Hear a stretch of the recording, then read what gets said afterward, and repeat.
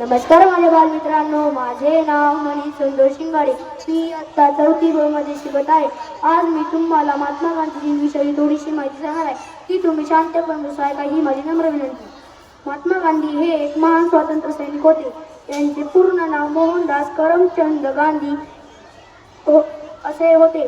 आपण त्यांना प्रेमाने बापू किंवा राष्ट्रपिता असे म्हणतो. त्यांचा जन्म 2 ऑक्टोबर 1869 रोजी झाला. त्यांच्या वडिलांचे नाव करमचंद गांधी व त्यांच्या आईचे नाव पुतळाबाई. त्यांच्या पत्नीचे नाव कस्तुरबा गांधी असे होते. त्यांनी भारताला स्वातंत्र्य मिळवून देण्यासाठी अतोनात कष्ट केले. महात्मा गांधींचे राहणी साधी व विचार उंच होते. त्यांनी जनतेला सत्य व अहिंसेचा महान संदेश दिला. 30 जानेवारी 1948 रोजी त्यांचे दुर्दैवी निधन झाले. धन्यवाद.